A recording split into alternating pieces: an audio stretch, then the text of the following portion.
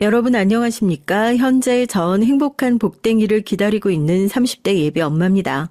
삶이 너무 행복하고 주변의 모든 것이 감사하기만 한데 그런데 어쩐지 가슴속에서 스멀스멀 피어나는 불안감을 여러분은 경험해 보신 적 있나요? 나를 사랑해주는 남편, 든든한 경제력과 인덕을 갖춘 시부모님, 그리고 탄탄한 직장에서 인정받으며 남부러울 것 없는 사람이에요. 하지만 늘 가슴 한편엔 무거운 책임감이 짓누르고 있습니다. 나 혼자만 이렇게 행복해도 될까 하는 죄책감도요. 시부모님께서 아들만 하나인 집에 며느리인 네가 얼마나 귀한지 모른다고 말씀해 주시면 결혼 초반에 전 그 말씀이 좋으면서도 한편 부담스러웠어요.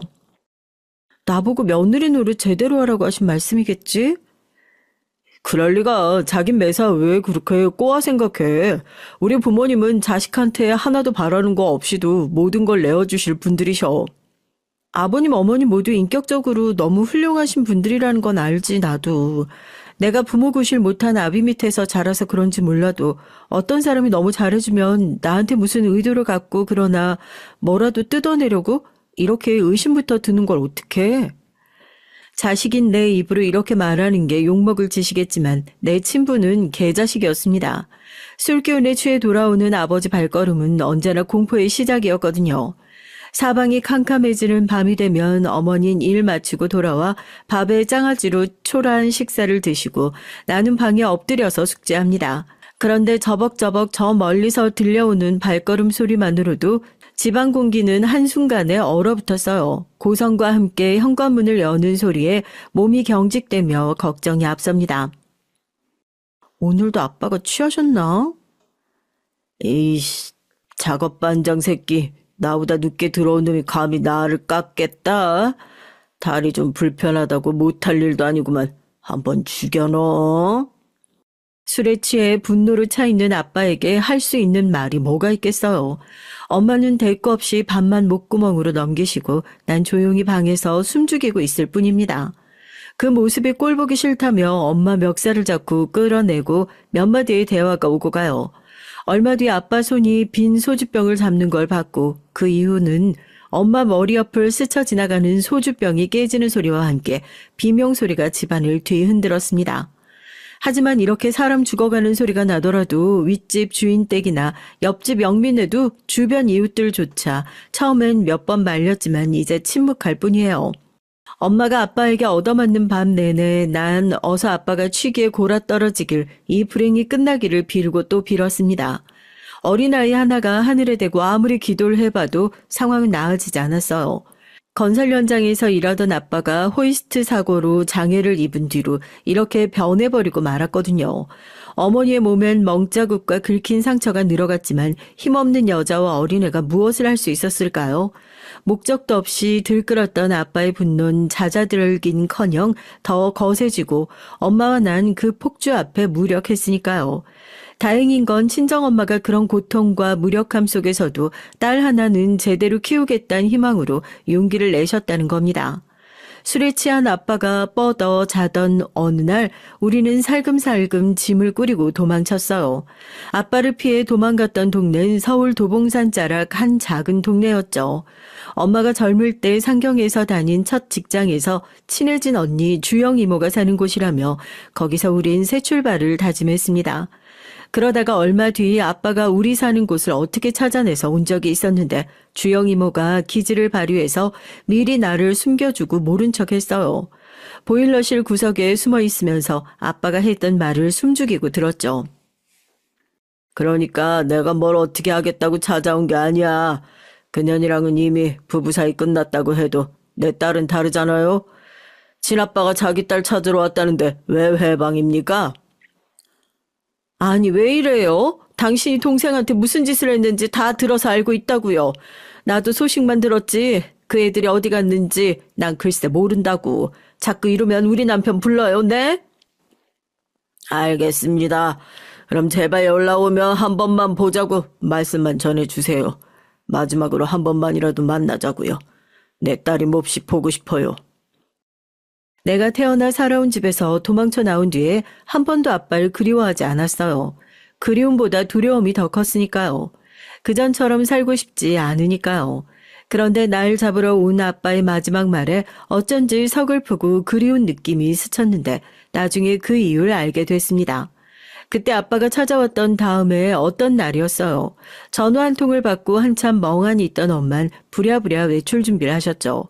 그리고 내 외투 단추를 채워주시면서 같이 어딜 가자고 하시며 택시에서 가는 내내 그렇게 우셨습니다. 아이고, 한심하고 불쌍한 사람 어쩌다 이렇게 가누. 택시가 다다른 곳은 한 병원 앞이었고 정말 아저씨 한 분과 엄마가 얘기를 하더니 우리를 안내해 주었어요. 안내에 따라 들어가 보니 이상한 약품 냄새가 코를 찌르고 살벌하게 차가운 공기가 감도는 시체 안치실 앞에 온 것이었습니다. 어린 저에게 여기 복도에서 기다리라던 엄마만 안쪽에 들어갔다가 곡하는 소리를 들었죠. 그때 상황을 눈치챌 수 있었어요. 아, 내 아빠가 돌아가셨구나. 노숙하며 혼자 지냈던 것 같은데 유족이 맞으신 거죠? 고인 발견 당시 유언장 같은 건 소지하고 있지 않았고요. 혹시 장례 절차와 시신 인도는 어떻게 하시겠습니까? 원치 않으시면 구청 사회복지과에 신청하시면. 아니요. 제가 그 사람 잘 보내줘야죠. 미우나 고우나 남편이고 내 자식 압인데. 아빠는 엄마랑 나를 찾아다니며 떠돌이 생활을 했던 것 같아요. 많은 노숙인의 사망 원인이 그러하듯 밥 대신 술만 마시니 간경화와 장파열이 사망의 원인 같다는 경찰 아저씨 말을 뒤로하고 엄만 장례식장을 수소문하셨어요. 그리고 엄마와 내가 가족으로서 아빠의 마지막을 보내드렸습니다. 이미 친조부모님은 안 계셨던 터라 아빠 장례식장에 오신 손님은 몇 없었지만 그랬어야 엄마 마음이 편안했나 봐요. 우리 엄만 그렇게 정이 깊은 분이었습니다. 날 때린 인간 같은 거 길에서 굶어 죽든 얼어 죽든 전 상관할 바 아니라고 생각했거든요. 아버지라는 공포의 군주는 저승으로 갔지만 우리에게 또 다른 공포가 남았습니다. 생계라는 더럽게 무서운 그것 말이에요. 이사 오자마자 엄마는 이미 몇 군데 식당에서 설거지와 청소 일을 알아봤어요. 그러다가 새벽 4시부터 청소 일을 시작으로 종일 식당 일에 시달리다 늦은 밤 집으로 돌아오셨죠. 진통제와 파스 없인 잠을 이룰 수 없는 고단한 엄마 몸을 손바닥으로 꾹꾹 안마하면서 속으로 다짐했습니다. 내가 성공해서 엄마 고생에서 벗어나게 해드리겠다고. 연애나 남자 같은 건 내 인생에서 쓸어버릴 거라고. 그저 우리 모녀 잘 먹고 잘 살도록 그렇게 난 살아갈 거라고요.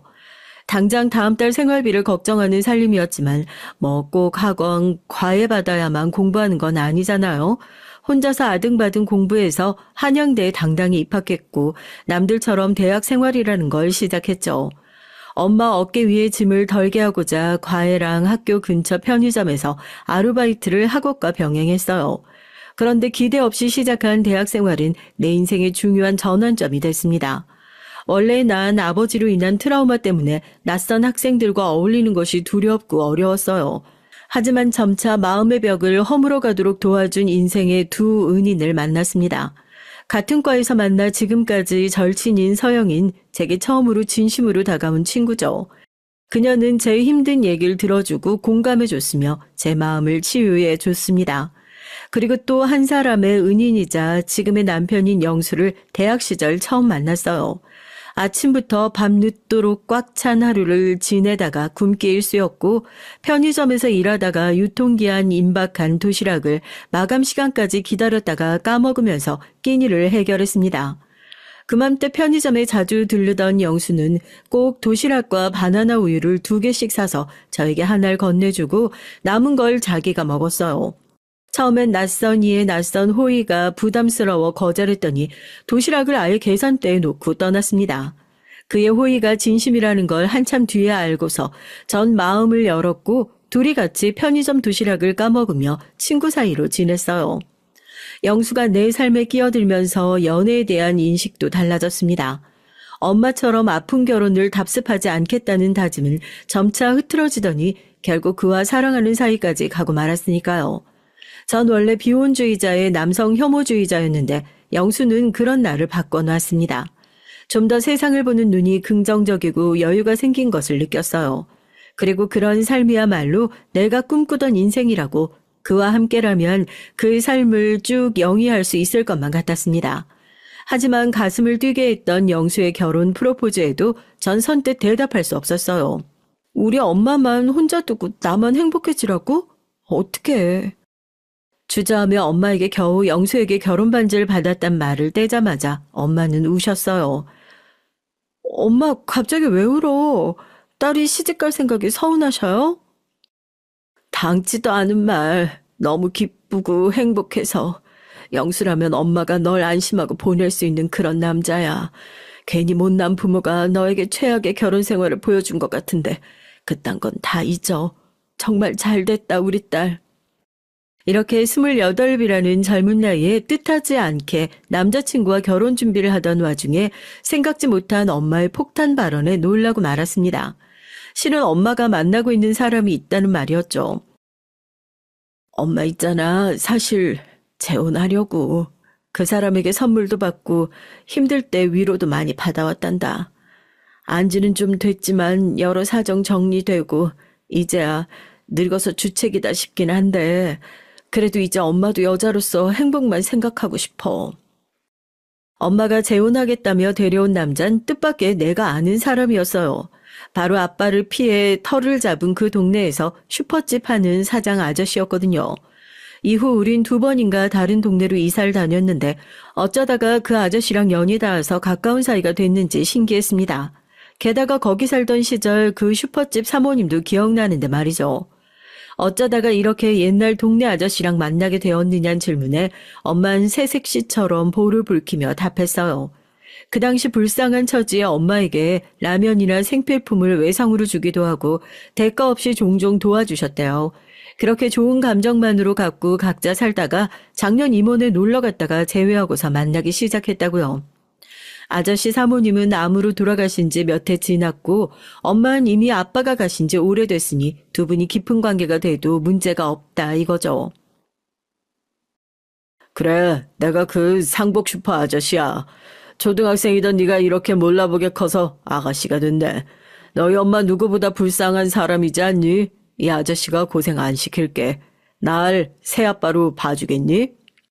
그때 상복 슈퍼 아저씨는 이렇게 말씀하시면서 호언장담했어요. 제 결혼식이 끝나고 몇 달 뒤 두 분은 살림을 합치고 사셨습니다. 두 분이 같이 있는 모습은 보기 좋았고 엄마의 밥숟가락에 반찬 올려주는 아저씨의 세심하고 다정한 모습에 안심할 수 있었죠. 홀로 세상의 풍파를 맞고서 살던 엄마도 드디어 남편에게 기대어 행복하게 살아보나 기대했어요. 저도 영수와 신혼생활을 시작하고 때론 지지고 볶는 싸움도 하고 금방 화해도 하며 부부가 되어갔습니다. 다만 우린 어떤 피임을 하진 않았거든요. 그런데도 자연 임신이 되지 않았죠. 저도 참 모순적인 게 결혼도 남자도 심지어 아이까지 바라지 않다가 막상 임신이 안 되니 그렇게 아이를 기다리게 되더라고요. 그런데 결혼하고 1년 반쯤 지났을까 갑자기 남편 직장에서 지방 발령이 나버린 거예요. 남편이 경남 진주로 내려가야 해서 어쩔 수 없이 주말 부부가 됐는데 그때 우리 부부는 첫 위기를 맞이하고 말았습니다. 보통은 금요일 저녁 퇴근하면서 남편이 서울 신혼집으로 상경하고 일요일에 복귀하는 시기였거든요. 그러다가 제가 대구 출장이 잡히면서 일 끝내고 충동적으로 진주로 향했어요. 남편에겐 제가 간다는 말을 비밀로 하고서 깜짝 놀래줘야지 하며 남편 집에서 음식을 하며 기다리고 있었죠. 그런데 남편 퇴근 시간이 지나도록 소식이 없어서 1층 현관에 나가서 음식물 쓰레기를 버리던 와중 저쪽에서 남편 목소리가 들리는 것이었어요. 그런데 앞불싸 남편은 혼자가 아니었습니다. 남편 옆에 긴 생머리에 치마 정장을 입은 젊은 여자가 같이 걸어오고 있었어요. 그 자리에 우뚝 서서 전 굳어버렸는데 남편은 절 알아채고 옆에 있던 여자도 저에게 싱긋 웃어 보였습니다. 나에게 이런 장면을 들키고도 두 사람의 태연한 태도에 화가 머리끝까지 나서 혼자 집에 들어가 버렸죠. 내 눈으로 똑똑히 본 장면 당장 설명해. 설명하고 말고가 뭐 있어. 우리 부서 들어온 후배야. 집이 같은 방향이라 시간 맞으면 같이 출퇴근하고 다닌 것 말고는 없어. 자기가 지금 무슨 의심하는 거야? 더 이상 남편의 변명 따윈 듣고 싶지 않아서 그대로 서울로 상경했어요.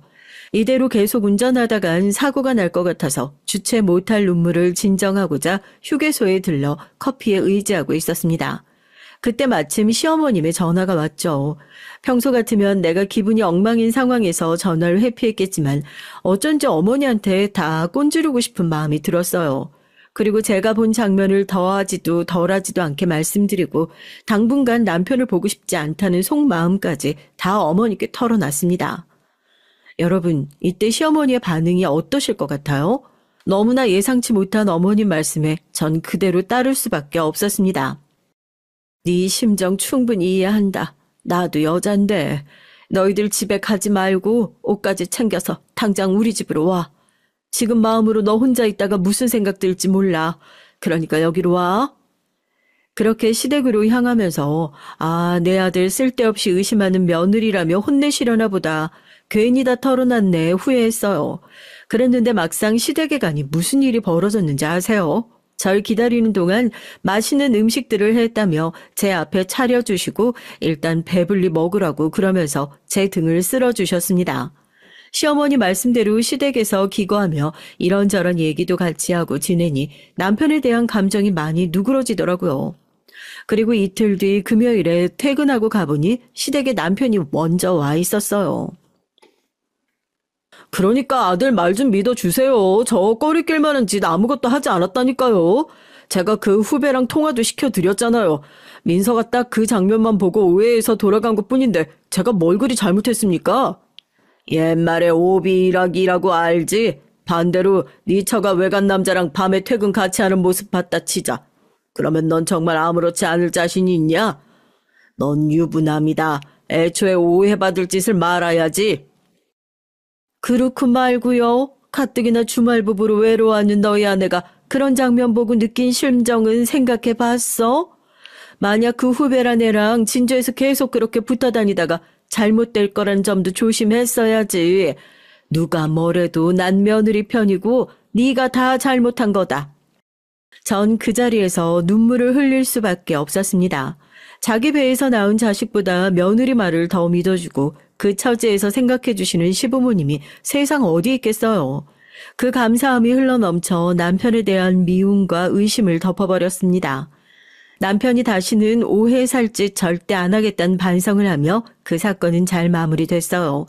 그리고 그 여자 후배에게 시부모님이 연락한 사건이 회사에서 퍼지면서 남편은 예상보다 일찍 지방 근무를 마무리하고 서울로 올라오게 됐어요. 여러분 보시기에도 제가 정말 좋은 시부모님 얻었죠. 그런데 그때 내 얘기를 듣고 친정엄마의 반응은 어땠는 줄 아세요?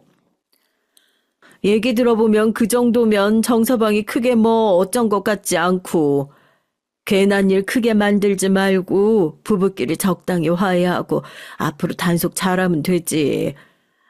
뭐? 너희 시부모님한테 말씀드렸다고? 너도 참, 이게 뭐 별거라고 그러냐. 너희 아빠는 어땠는 줄 알아? 그래도 아빠가 바람까지는 아니지 않아? 자식인 네가 아비의 그런 치부까지 어찌 다 할 수 있겠냐. 다방 미스김부터 고향 동생이라는 연하고 여자 관계 아이고 말도 마라.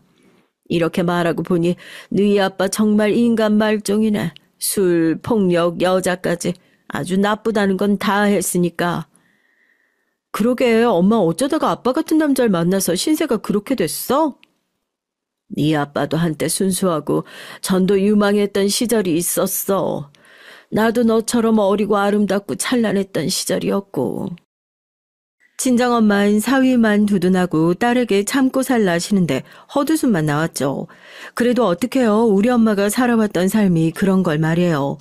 엄마를 거쳐갔던 남자들에 비해 사위가 저지른 실수는 티끌처럼 느껴진 거예요. 그래도 아빠 없이 10수년 동안 혼자 저 키워주신 분입니다.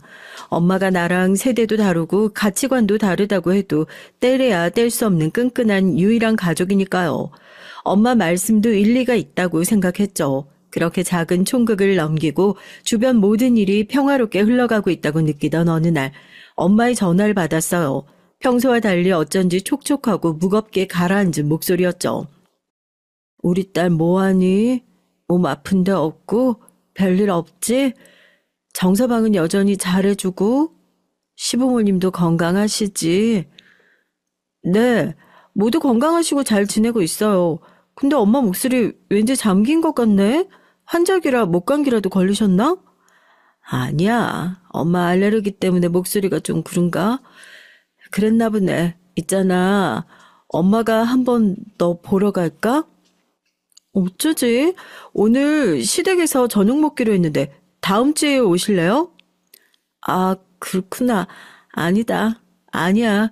그냥 내가 한 말 잊어. 끊는다. 참 맥없이 끊긴 엄마와의 전화에서 할 수 없는 찜찜함과 불길함이 들었지만 바로 외출 준비하느라 그날을 잊고 지냈어요. 그런데 돌이켜보니 그때 엄마가 잘 지내지 못한다는 일종의 신호였더라고요. 멍청이같이 제가 엄마의 절박한 구조 신호를 놓치고 만 거였답니다. 그로부터 얼마 지났을까 평소 엄마와 자주 문자를 주고받았는데 점점 엄마의 답이 늦게 왔어요. 그마저도 응, 아니, 잘 지내 식의 상투적이고 짧은 답이었습니다. 엄마한테 전화해도 연결이 바로 안 되는 경우가 날이 갈수록 늘어났고요. 얼마 뒤에 엄마의 생신이 다가와서 무슨 선물 필요하신지 언제 갈지 상의하고 싶었는데 도통 연락이 오질 않았습니다. 엄마의 전화는 꺼져 있는지 자꾸 음성 녹음으로만 넘어갔고요.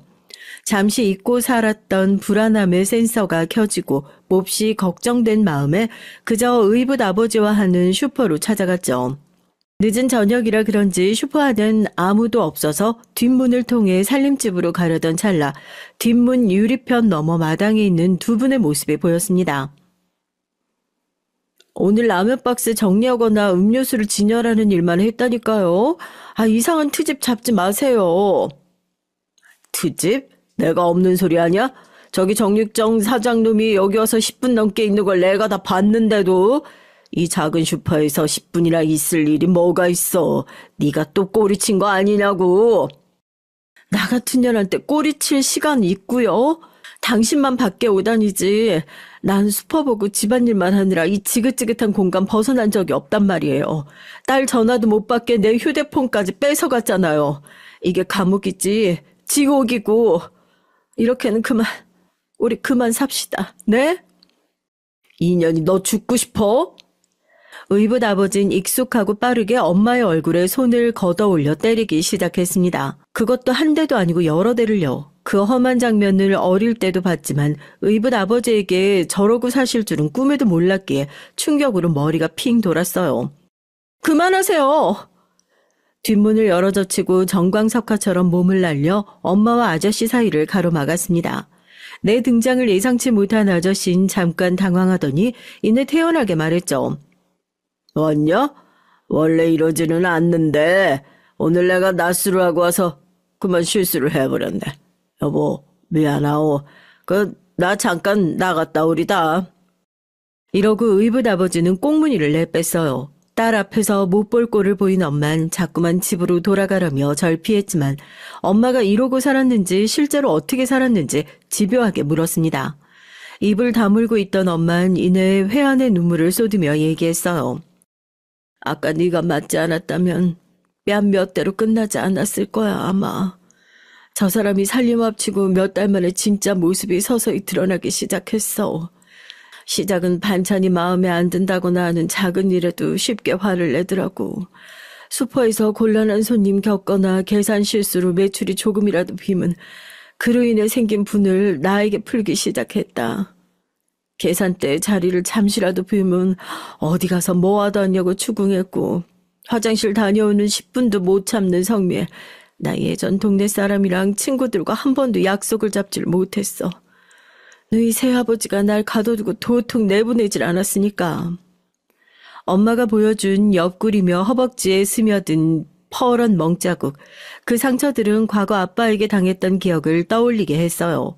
얼굴이나 팔, 다리처럼 남들이 볼 수 있는 곳은 일부러 피해 때렸다는 말이 그 남자가 얼마나 잔인한지를 증명했습니다. 엄마, 이게 다 뭐야? 진작 말을 했어야지. 2년 넘도록 이러고 살았다고? 엄마는 깊이 서린 고통과 슬픔의 한숨을 길게 내쉬었어요. 어쩌면 난 태어나기 자체가 이렇게 남편 보호가 없는 년인가 봐. 한 번도 아니고 두 번이나 어떻게 뭘 바라고 재혼까지 한 건지. 내가 멍청한 년이지. 내가 잘못했어. 슈퍼문을 닫을 시간이 다가오는 늦은 밤마다 엄마는 극도의 두려움에 떨었다고 해요. 남편과 둘만 있는 집에서 오늘은 무슨 짓을 당할지 몰라서요. 하지만 아무리 비위 맞추고 살아도 그럴수록 아저씨의 통제는 심해졌다고 합니다. 나와의 전화통화, 일적인 외출 등은 모든 것이 아저씨 허락 아래에서 이루어져야 했어요. 엄마가 겪었던 끔찍한 학대와 폭력, 그리고 딸에게 조금이라도 해가 될까 싶어 참아야 했던 그 아픔이 고스란히 느껴졌습니다. 내 가슴은 말로 표현할 수 없을 정도로 큰 분노와 자식으로서 엄마의 아픔을 몰랐던 죄책감으로 가득 찼어요. 곧바로 그 망할 아저씨를 찾아서 다짜고짜 소리부터 쳤죠. 아저씨, 우리 엄마 이렇게 불행하게 할 거면 왜 데려가서 재혼까지 했어요? 내가 우리 엄마한테 한 짓 다 듣고 왔으니까 당장 헤어지세요. 제가 바로 엄마 데리고 갈게요. 어디 출가인 계집애가 네가 뭐라고 헤어지란 말 아버지한테 대들어? 네 앞에 가서 무슨 거짓부렁을 쳤는지 몰라도 사실은 말이야. 네 엄마 나 없으면 못 살아. 그 여자 남자 없으면 못 사는 년인 건 너 모르지? 이렇게 의붓 아버지는 자기 행동에 대해 아무런 죄책감도 없어 보였고 저희 엄마가 잘못해서 어쩔 수 없이 그런 거라는 말을 반복했습니다. 심지어 엄마에 대한 이상한 추문까지 늘어놓는 거 아니겠어요? 예전에 살던 동네에 아내 없이 사는 호라비들에게 몸을 팔아 돈을 벌었다는 둥 자기 만나기 전까지 재혼할 뻔한 남자들도 몇 명이나 있었다면서요. 그럴 리 없다고 엄마랑 함께 살아온 딸인 내가 그런 걸 모르겠냐고 항변했지만 어린 네가 모르는 어른들의 일이 있다면서 엄마 환양년지 잡으려면 이렇게 해야 한다면서 끝까지 자신의 폭력을 정당화했습니다. 이렇게 완강하게 버티는 의붓 아버지에게서 당장 엄마를 데려올 수는 없었어요. 엄마, 우리 앞으로 함께 이겨낼 거예요. 제가 어떻게든 방법을 찾아서 금방 올게요. 이렇게 엄마에게 큰 소리를 떵떵 치고 돌아왔지만 내 심정은 암담하기만 했어요. 무슨 좋은 방법이 없을까, 나를 도와줄 분이 없을까, 고민에 고민을 거듭하고 나서 지금 손을 내밀 분은 단 한 분이라는 걸 깨달았습니다. 소중한 남편보다 먼저 떠오른 그분은 바로 제 시아버지셨어요. 아버님, 친정 엄마가요. 글쎄 의붓 아버지에게 심각한 폭행당하고 죄인처럼 살고 계셨어요. 그런데 난 바보같이 그런 엄마를 데리고 오지도 못했습니다. 불쌍하게 살다 늦게 사 행복 찾아보겠다고 어렵게 재혼하신 건데 이럴 줄 몰랐어요. 의붓 아버지가 그렇게 천하의 나쁜 놈일지 속고 살았다고요. 저희 엄마 어떻게 안 될까요? 그 아저씨는 우리 엄마 못 놔주겠대요. 집 밖에도 안 내보내려고 저 만나지도 못하게 해요. 얘야, 잠시만 울음을 멈추고 진정 좀 해보렴. 내가 너희 의붓 아버지를 좀 만나보겠다. 이 시아비가 같은 남자로서 인간적으로 잘 설득해 볼 테니 너무 걱정하지 말고 사돈집 주소 좀 알려줘. 아버님은 굳건하면서 다정하게 제 얘기에 귀 기울여 주시며 절 진정시켜 주셨습니다. 그러나 아버님을 믿고 슈퍼집 주소를 알려드렸어요. 이튿날 저녁 저에게 좀 들르시라는 말씀에 친정집에 다녀오셔서 어찌 되었나 하는 궁금증을 안고 아버님을 뵈러 갔습니다. 너희 의붓 아버지 말로 안 될 인간이더구나. 무거운 표정의 아버님께서 꺼낸 첫마디에 전 부정적인 생각으로 몸이 굳어왔어요. 그 아저씨가 아버님한테도 막무가내로 그러던가요? 아버님이 설득해도 도대체 말을 안 들어요? 그럼 우리 엄마는 어떻게 되는 거예요? 형사의 직감이라는 것이 딱 오더라. 그 남자 눈빛 보고 말이야. 조심해야 돼. 섣불리 네가 다가가거나 어머니한테 어설픈 반항하지 말고 일단 경계를 살피며 지금부터 지내도록 해라. 그러는 동안 난 이 일을 해결해 볼 테니 한동안 날 믿고 기다려줄 수 있겠니? 시아버진 걱정하지 말라는 듯 제 손을 부드럽게 잡았습니다. 그분 손길에서 저와 엄마를 보호하고 싶은 강한 의지가 느껴졌어요. 그럼요. 전 지금 아버님 말고는 어디 의지할 곳이 없네요. 제발 부탁드려요. 그 나쁜 인간에게서 저희 엄마 좀 하루빨리 구해주세요. 정말 지푸라기라도 잡는 심정으로 아버님 앞에 간절하게 부탁을 드리고 돌아갔어요. 하지만 지금 그 순간 엄마가 의붓 아버지에게 어떤 짓을 당할지 모르는 이때 내가 가만히 있어도 되는 걸까? 갑자기 엄마가 크게 다치거나 갑자기 잘못되시는 건 아닌지 불안한 마음을 알고 일주일을 기다렸습니다. 아버님 말씀만 믿고 그랬죠. 그 사이에 하루에 한 번씩 시아버님께 문안 인사를 전화로 드렸어요. 아버님, 혹시 우리 엄마 언제 돌아올 수 있는 걸까요? 하고 묻고 싶은 마음을 감추면서 일상적인 얘기만 나눴습니다. 너희 어머니도 나도 요즘 크게 아픈 데 없다. 내가 아직 근무 중이라 바쁘니까 나중에 한가할 때 집에 들르려무나. 이렇게 우리 엄마 얘기는 안중에도 없다는 듯 평소처럼 얘기하시는 게 아니겠어요. 아버님 앞에서 티는 못 냈지만 조금 실망하고 걱정도 되는 한편 남편에게 얘기했죠. 아버님께서 의붓 아버지 수사 잘하고 계신 거겠지? 아직 아무 말씀 없으셔서. 다른 사람은 몰라도 형사로서 내 아버지에 대해서라면 1000% 믿을 수 있어. 넌 최고의 형사에게 수사 맡긴 거라고. 안심해. 뭐? 최고의 형사? 나 안심시키려고 농담까지 해. 나 농담 아니야. 진짜 우리 아버지 자식한테 다정하고 좋은 아빠라고는 할 수 없지만 워낙 바쁘셨거든. 하지만 형사로서는 어떠셨는지 알아? 남편은 시아버지의 경찰 생활하는 동안 활약한 얘기를 들려줬습니다. 강도, 살인, 폭행 등 수많은 강력 사건에 몸을 아끼지 않고 미친 개소리 들어가며 수사했던 얘기. 그로 인해 목숨을 구한 사람들이 무슨 날만 되면 그렇게 찾아와 아버님께 감사를 표한다고요. 그 얘기를 듣자 너무 안심되면서 전 아버님을 믿고 차분히 기다리기로 했어요.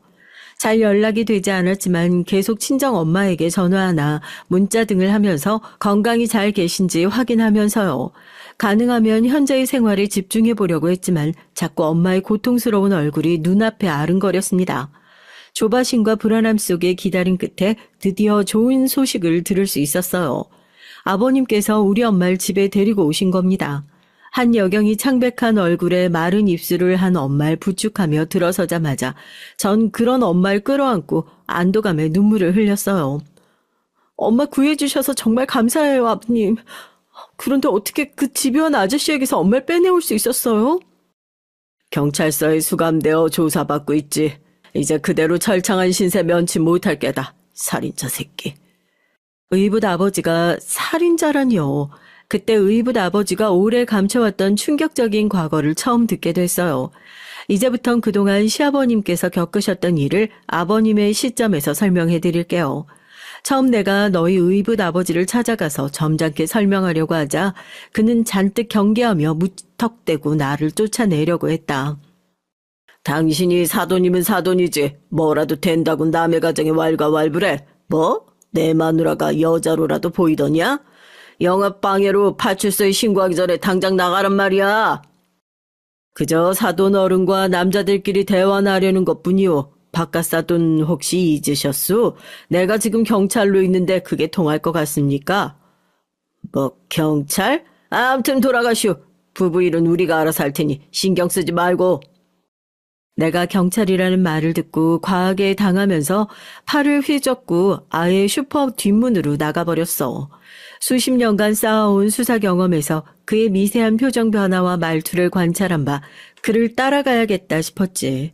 거기서 나랑 잠시 얘기를 나누면서도 그 사람은 불안한 시선으로 어느 한 곳을 신경 쓰고 있었다.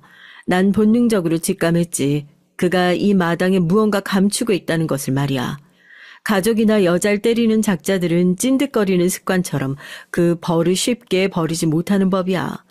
과거에도 그런 전력이 있을 거라는 생각에 서해 돌아오자마자 강진구 씨 경찰서 내부 데이터 자료를 샅샅이 찾아보라고 지시했어. 조사 결과를 보니 큰 전과는 없는데 이미 전처와의 가정폭력 신고와 경범죄 몇 건이 있더구나. 그렇게 컴퓨터 앞에서 씨름하며 부하들의 집요한 추적 끝에 그 사는 동네에서 의심스러운 사건을 찾을 수 있었어. 그 슈퍼 바로 뒤 단독주택에서 혼자 사는 남자가 11년 전 실종됐다는 사건이지. 명절 이후 연락이 두절됐다며 다른 지역에 사는 형의 신고가 접수됐는데 그렇지만 형 외에 다른 가족이나 친구들은 없었고 이웃들의 증언도 별달리 도움될 만한 게 없이 그를 찾지 못한 채 사건은 그대로 종결됐어. 그 이후 너희 의붓 아버지가 매매로 나온 그 집을 사들여서 현재 거기에 살고 있고, 이 사건에 집중하기로 마음먹고 베테랑 경위 몇 명에게 그 동네 탐문 수사를 지시했어. 그 동네에서 20년 이상 거주한 오랜 주민들을 상대로 한 명씩 오랫동안 그 동네에서 슈퍼집 하는 사장에 대해 여러 가지 이야기가 나왔지. 사람 괜찮고 인사성 바르다. 동네 사람들 모르는 사람이 없을 만큼 성격이 좋다. 그런데 예전이나 지금 사는 마누라 모두 이상하게 조용하고 음침한 성격에 바깥에 잘 나와보지도 않아 이상하다고 말이야. 바로 옆집 사는 아줌만 어느 밤에 여자 비명소리가 들리는 것 같다고도 했지. 하지만 그런 증언만으로는 사건이 성립되지 않았어. 이 말씀을 하시며 시아버진 깊은 한숨을 내쉬며 잠시 손가락으로 턱을 괴했습니다. 그러던 중 아주 흥미로운 얘기가 나왔어. 11년 전 실종됐던 남자와 가깝게 지냈다는 그 동네 팔순의 어르신인데 그 말씀이 기억나고 말고 자기 아내 사별하고 이 동네 이사와서 사별한 부인 그리워하면서 혼자 살았지. 아주 친절하고 경우 바른 사람이라 나한테 김치도 나눠주고 그 바로 앞 슈퍼집 사장하고도 형님 아우하며 가깝게 지내더구만. 그런데 갑자기 실종된 것도 그렇거니와 이상한 건 그 앞집 슈퍼집 사장이야. 자기는 그 남자랑 잘 알지도 못하고 어디 갔는지도 모르겠다고 경찰한테 이렇게 말했단 말이지. 내가 그 실종되기 직전에 어떤 장면을 봤거든. 슈퍼집 사장하고 새끼 어쩌고 하면서 심하게 둘이서 싸웠는데 들리는 소리가 그 집 여편네랑 뭐 했냐 잤냐 하면서 그랬지. 여기에서 내 직감은 곧 무언가 엄청난 비밀이 드러날 것임을 알 수 있었지. 하지만 수사 진척이 더딘 데다가 개인적인 이유에서 시작했다 보니 부하들에게 지시하기가 어렵더구나. 그래서 내 직접 진실의 조각을 맞춰 나가기로 결심했다. 너무 옛날 사건이고 실종 사건 말고는 파볼 자료가 없어서 포기할까 싶은 순간들이 있었지만 퍼뜩 생각난 사람이 있었어. 박영자라고 강진구의 전처가 6년 전에 병으로 사망했는데 그의 가족 중에 이 일의 실마리를 아는 자가 있지 않을까 싶었거든. 아니나 다를까 그 여자에게 여동생이 하나 있었는데 처음엔 형사를 만나길 꺼렸다가 그래서 내가 설득 아닌 사정을 하다시피 했지. 내 며느리의 어머니가 지금 강진구랑 살고 있는데 몹쓸 짓을 당하고 살고 있다고. 그분 꺼내려면 강진구가 어떤 놈인지 그 실체를 밝혀야만 한다고. 그랬더니 고민하던 동생이 겨우 입을 열었어. 그 인간 정말 평생 철창신세 살도록 만들 수 있나요? 물론입니다. 내가 30년 넘게 경찰로에 있는 사람이에요. 내 명예를 걸고 그놈을 꼭 처단하겠소. 그동안 언니 일을 알면서도 입을 다물었던 건 저에게도 그 인간이 협박해서였어요. 아마 내 남편이랑 자식들이 없었다면 나에게도 무슨 짓을 했을지 모르는 극악무도한 자지. 그렇게 죽은 우리 언니가 너무 불쌍해요.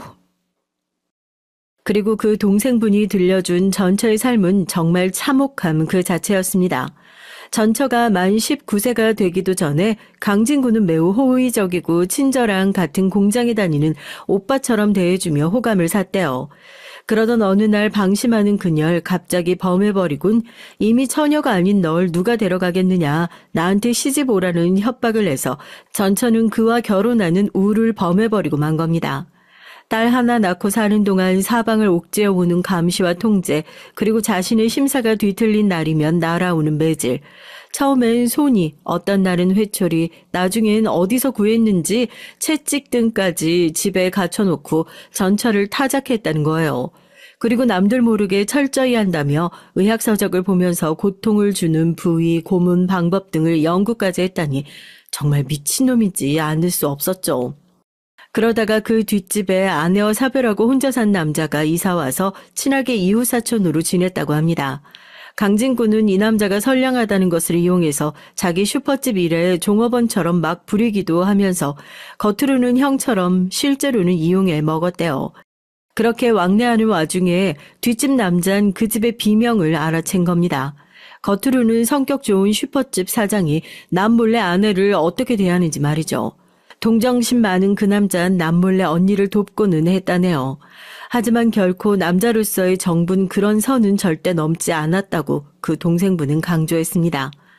얼마 못 가 강진구가 이를 알아채고 둘 사이를 의심하고 싸우다가 언니는 갑자기 뒷집 남자가 사라져버린 걸 알고 경악했다고 해요. 그 집에 휴대폰과 세간살이가 그대로인 채 연기처럼 증발한 건 말이 안 된다. 이건 필시 남편이 어떻게 한 것이라고 의심을 한 거죠. 그 뒤로 전천 더욱더 자기 남편에 대한 두려움에 떨며 말 한마디 숨 한 번 쉬지 못하고 살아왔답니다.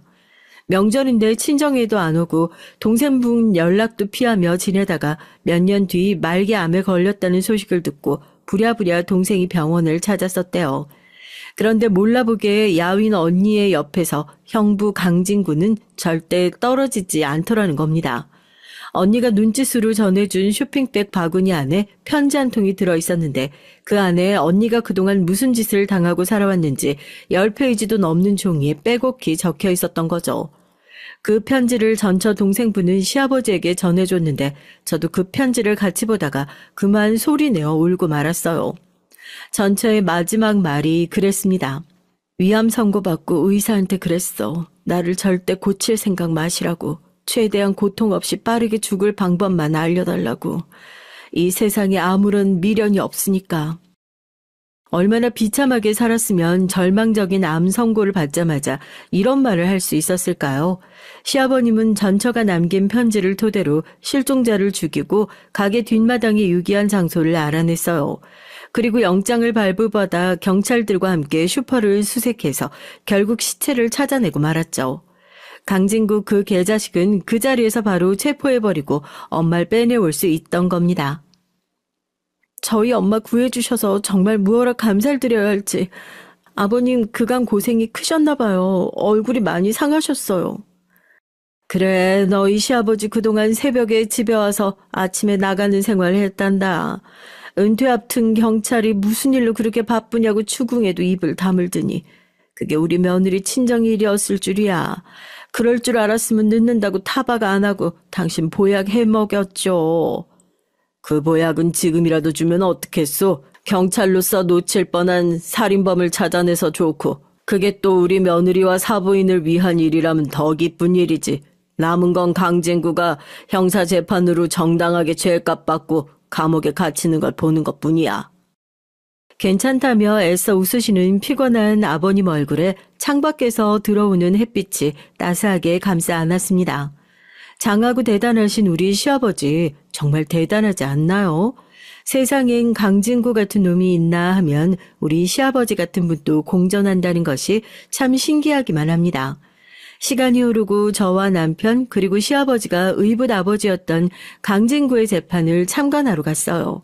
엄만 그 인간 근처에만 가도 무섭다며 같이 하지 못하셨지만요. 그 인간은 처음으로 자신의 모든 것을 잃은 패배자의 모습으로 의자에 몸을 구겨놓고 축 늘어져 있었습니다.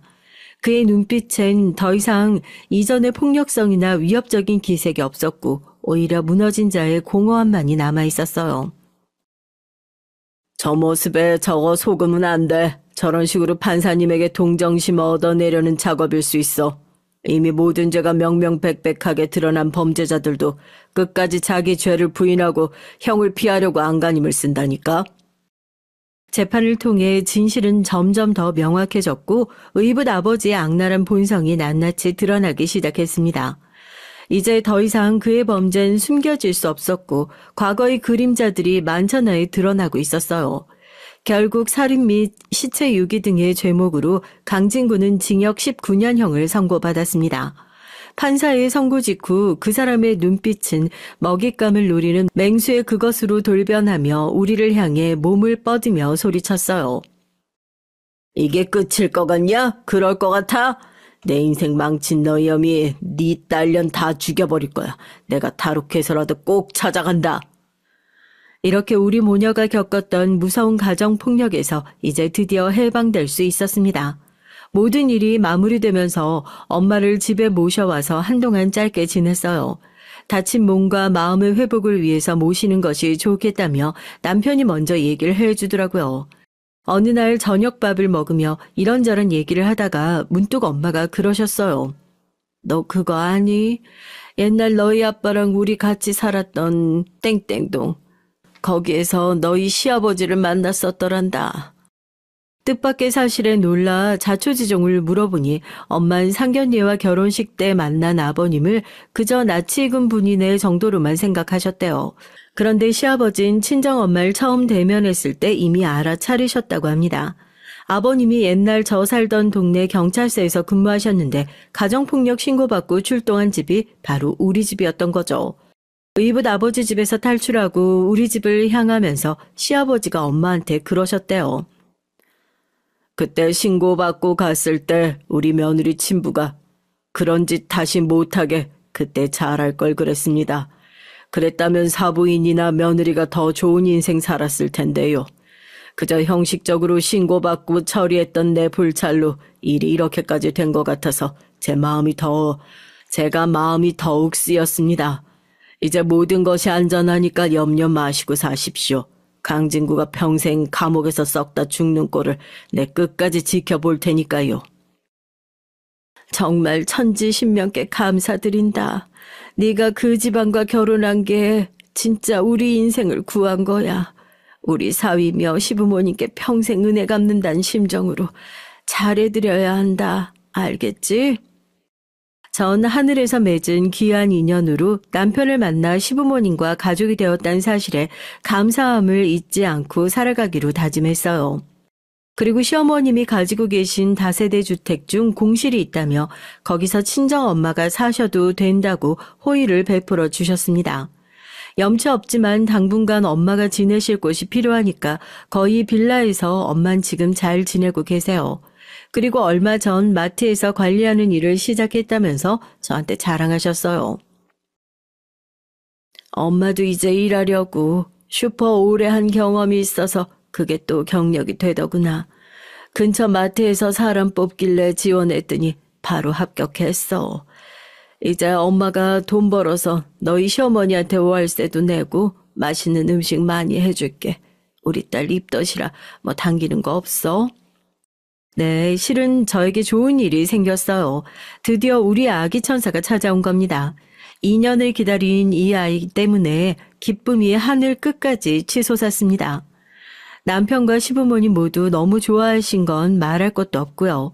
하지만 나 역시 엄마가 되어보니 더욱 친정엄마의 지난 삶을 돌이켜 생각해보게 됐어요. 안정적인 가정과 충실하게 옆을 지켜주는 남편이 없다면 과연 이 아이를 끝까지 잘 키울 수 있을까? 전 자신할 수가 없어요. 우리 엄마는 나보다 훨씬 어린 나이에 그 거친 고난을 혼자 감내하면서 얼마나 고독하고 힘겨웠을까요? 쉽지 않은 여정이었지만 그래도 그런 일을 겪어온 모녀 사이인 더 깊고 단단한 관계로 거듭났다고 믿고 있습니다. 현재는 친정엄마랑 아무 일도 없다는 듯 평화롭고 소소한 일상을 나누곤 해요. 그런데 말이죠. 여기 구독자님들 다 제 언니 이모 같아서 드리는 질문인데요. 오지랖이 뻗치는지 우리 엄마 정말 못 말리겠어요. 징글징글한 전 남편과 헤어진 마당에 자꾸 그 남자 딸을 챙기는 거 있죠? 그 사람이 천인공노할 나쁜 놈인지 자식이 괜히 무슨 죄니. 엄마가 살아있기라니 아비란 잔 감옥에 있고 얼마나 가련해. 내가 명절 음식이랑 용돈 좀 챙겨주고 와야겠다. 엄만 지긋지긋하지도 않아? 난 찝찝해서라도 강진구랑 연관되어 있는 사람 상정도 하기 싫다고. 엄마가 왜 그 집 딸을 챙기기래요? 아, 너도 몇 번 본 적 있잖아. 착하고 불쌍한 애야. 요새 취직도 잘 안 되는 것 같고 여자애 혼자 고시원에서 사는데 명절이 오면 얼마나 마음이 쓰릴 거니. 나 다른 거 안 해. 가서 반찬이나 넣어주고 어떻게 지내나 몇 마디 나누다가 그러고 올게. 엄마의 고집대로 강진구의 친딸을 명절마다 만나고 오신답니다. 전 그런 엄마의 행동이 이해가 안 되고 참 못마땅하지만 여러분의 생각은 어떠세요? 행여나 그 딸이 자기 아버지를 감옥에 쳐넣은 계모에게 나쁜 마음 먹지는 그런 일은 없겠죠? 이 유튜브는 저보다 엄마가 훨씬 더 자주 보시는데 여러분의 댓글 보시면 마음을 고치시지 않을까 싶어서 이렇게 여쭤봤어요. 이제 얘기를 끝내면서 전 그런 생각이 듭니다. 글을 쓰면서 곧 태어날 아기에게 태교처럼 우리 가족의 진솔한 얘기를 들려줄 것 같아서 사연을 보내길 잘했다고요. 저와 우리 엄마 얘기를 성심성의껏 들어주신 여러분께 고개 숙여 감사드리며 전 구독자를 또 찾아올게요. 그럼 안녕히 계세요. 안녕하세요. 전 결혼한 지 10년 차 워킹맘 40대 여자입니다. 전 남편과 함께 초등학생인 아들 둘을 키우고 있어요. 결혼하고 지난 10년 동안 일하랴, 애 키우랴, 하루도 쉬는 날 없이 정신없이 살다 보니 어느새 결혼 10년 차가 됐네요. 바로 얼마 전까지만 해도 혼자선 아무것도 못하는 아들 둘 쫓아다니느라 시간 가는 줄 모르고 살았거든요. 애들 챙기랴, 회사 눈치 보랴, 하루하루가 살얼음판이었어요. 주변에선 다들 저만 보면 어떻게 그렇게 사느냐고 친정이든 시댁이든 도움을 좀 받으시라고 했죠. 자식들 돈 버느라 바쁜데 부모님들이 좀 도와주실 수 있는 거 아니냐고요. 물론 저도 처음 아이들을 낳을 땐 그런 생각을 했었습니다. 양가에서 다들 결혼하면 아이부터 낳아야 한다고 하도 그러시길래 낳기만 하면 알아서 키워주시는 줄 알았죠. 하지만 현실은 그렇게 호락호락하지 않았습니다. 임신 소식을 알려드렸을 때 당연히 다들 좋아하셨지만 막상 아이가 태어날 때가 되니 다들 관심이 없으시더라고요. 그럴 만한 게 우리 집은 양가 다들 애를 키워주실 형편이 안 돼요. 친정 부모님은 식당을 하시다 보니 아예 여유가 없으셨고 시댁은 당시에 시아버지께서 건강이 좋지 않아 온 식구가 시아버지에게 매달리고 있을 때였습니다. 시부모님은 원래 지방에서 오래 사셨어요. 결혼 전 시댁에 인사 갔을 때 전 태어나서 그렇게 오래된 집은 처음 봤습니다.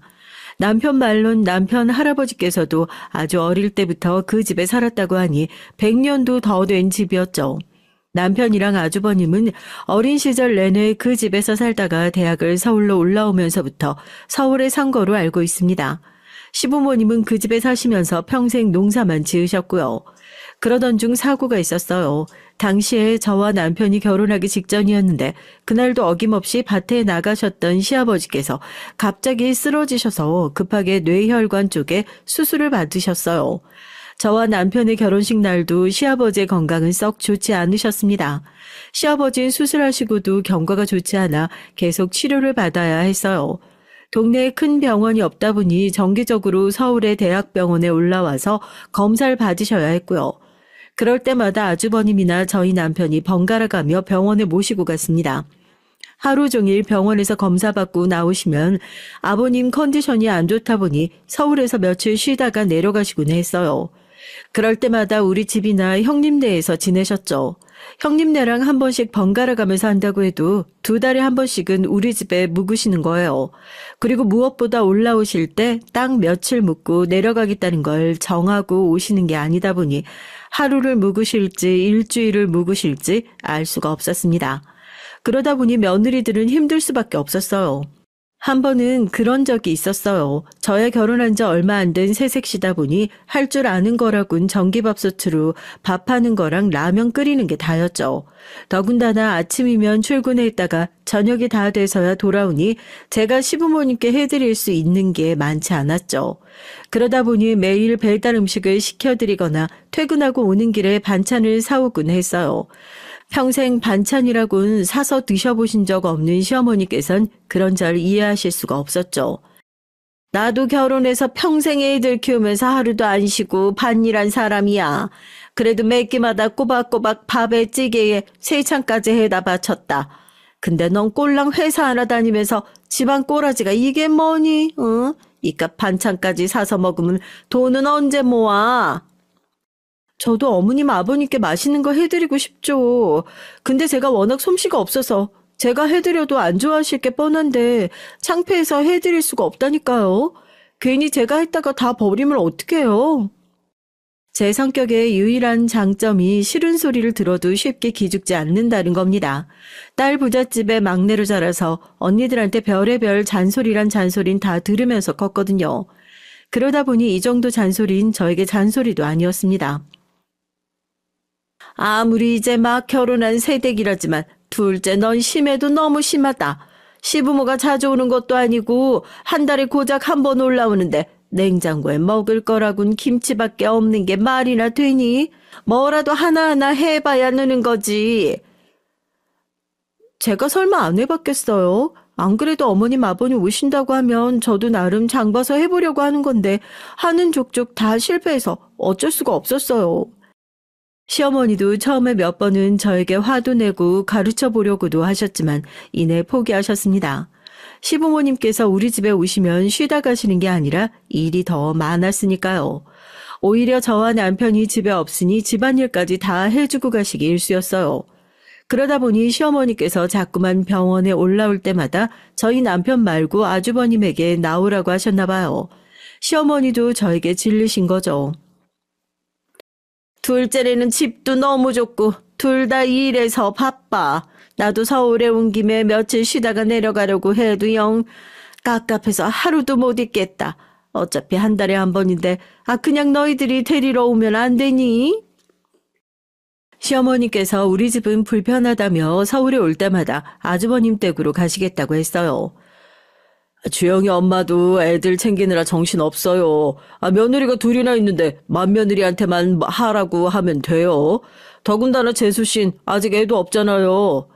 아이고, 그까지 애 키우는 게 뭐가 힘들다고. 우리가 매일 올라오는 것도 아니고 한 달에 한 번 올라오는 건데 그것도 힘들다고 이러는 거야? 이래서 자식 새끼 키워봐야 소용없다고 하는 거라니까. 아유, 됐다. 앞으로는 그냥 병원만 갔다가 바로 집에 내려갈 테니까 그런 줄 알아. 아주버님이 무슨 말을 해도 시어머니는 우리 집으로는 오고 싶어 하지 않으셨어요. 차라리 그럴 바에 병원만 들렀다가 내려가겠다고 하셨습니다. 어머님 아니에요. 이 사람이 저 힘들까봐 그렇게 말하는 건데 저 하나도 안 힘들어요. 그냥 앞으로는 병원 갔다가 우리 집으로 오세요. 동서가 일하느라 바빠서 어머님 아버님 챙기기 힘들었을 텐데 제가 그 생각을 못했네요. 시어머니의 언성이 높아지자 옆에 있던 형님이 민망했는지 아주버님 핸드폰을 빼서 받으셨답니다. 그러고는 시어머니께 괜찮으니 형님 댁으로 오라고 하셨나 봐요. 저야 시부모님이 안 오셔서 한결 편해졌지만 문제는 형님이셨습니다. 시어머니께서 서울에 오면 무조건 형님네 집으로 가겠다고 하시니 형님이 너무 힘드실 게 뻔하잖아요. 제가 생각해도 형님 입장에는 제가 한 짓이 너무 얄밉게 보일 것 같아서 형님에게 연락도 먼저 드리고 같이 밥도 먹었어요. 그런데 형님은 제가 본 사람 중 제일 좋은 사람인 것 같아요. 좋은 사람 정도가 아니라 천사가 아닌가 싶었습니다. 형님, 제가 일부러 그러려고 한 건 아닌데 어머님께서 우리 집에 오시면 답답하다고 불편하셨나 봐요. 제가 너무 부족해서 형님을 힘들게 해드리네요. 죄송해요, 형님. 아니야, 동서. 동서야 결혼한 지 이제 1년도 안 됐는데 시어머니 시집살이가 쉬운가? 나야 벌써 결혼한 지 몇 년인데 나도 처음엔 어머니 힘들었었는데 지금은 괜찮아. 지금은 아버님 건강이 더 우선이지. 그 순간 전 하마터면 형님을 꼭 안아드릴 뻔했습니다. 그 정도로 형님은 가슴이 따뜻한 사람이라는 느낌이 들었거든요. 제가 많이 부족하지만 필요한 일 있으시면 꼭 저한테 얘기해 주세요. 제가 무슨 일 있어도 형님에게 도움이 되는 동서가 될게요. 그때 제가 결혼한 지 얼마 안 돼서 너무 뭘 모르기도 했고 마냥 형님이 너무 멋있고 존경스러워 보여서 형님에게 도움이 되는 동서가 되고 싶었어요. 하지만 그 이후에 저도 아이들이 생겨버려서 더 정신이 없어졌죠. 어쩌다 보니 말만 번지르르하게 한 꼴이 됐습니다. 그로부터 얼마 뒤 시댁엔 더한 일이 생겼어요. 시아버지께서 갑자기 또 쓰러지셨는데 병원으로 이송 중 돌아가시게 됐습니다. 그때 충격으로 가족들 모두가 많이 힘들어했어요.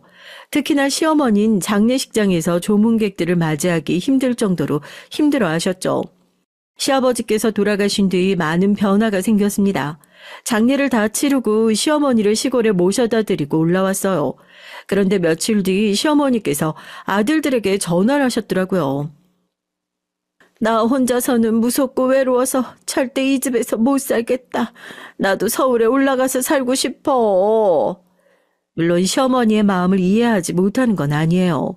남편 죽고 자식이라고 아들 둘뿐인데 모두 다 멀리 떨어져 가정을 이루고 살고 있으니 오래된 시골집에 혼자 있다 보면 세상에 덜렁 혼자 남겨진 느낌을 받으셨을 것 같아요.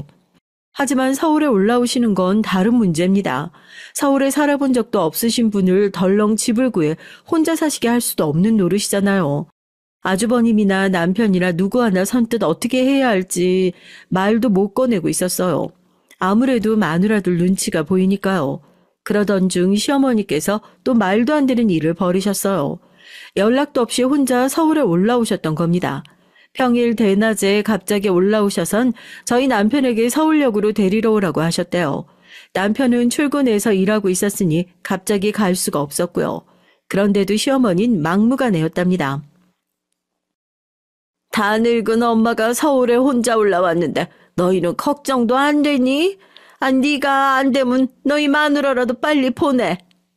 시어머니는 왜 그렇게 화가 나셨는지 전화에다 대고 소리까지 지르셨대요. 둘 다 일하고 있는데 지금 당장 서울역에 어떻게 가요? 바로 택시 불러드릴 테니까 타고 우리 집에 가 계세요. 퇴근하고 금방 갈게요. 됐고, 난 택시 타고 너희 형네 가 있을 테니까 너나 네 마누라나 퇴근하면 바로 그리로 와. 할 얘기 있으니까. 시어머니는 본인 하실 얘기만 하고 전화를 끊어버렸답니다. 그날 저녁 저와 남편은 퇴근하자마자 피곤한 몸을 이끌고 아주버님 댁으로 갔어요. 전 아주버님 댁에 가기 전부터 이미 긴장한 상태였죠. 시어머니께서 또 무슨 소리를 하려고 부르신 건가 무서워서요. 그런데 역시나 시어머니께선 보통이 아니신 분이었습니다. 내가 오늘 서울까지 올라온 이유는 너희가 알아둬야 할 게 있어서야. 나 시골에 있는 집이랑 땅 다 내놨으니까 그런 줄 알라고. 시어머니의 말씀에 그 자리에 있던 사람들 모두가 놀랐어요. 그리고 누구도 선뜻 말을 꺼내지 못했습니다. 둘째네한테는 미안하지만 집이랑 땅 판 거는 큰아들 줄 테니까 그런 줄 알아. 대신에 앞으로 큰애 너희가 나 모시고 살아야지. 그러니까 둘째 너흰 서운해하지 말아라. 엄마, 그런 중요한 일을 우리랑 상의도 안 하고 혼자 결정하면 어떡해. 그리고 지금 우리 집에 방도 없는데 엄마가 어디 들어와서 살겠다는 거야. 시어머니가 하신 모든 말은 다 본인이 마음대로 결정하신 일이었어요. 자식들과는 일절 한마디 상의도 안 하시고 말이죠.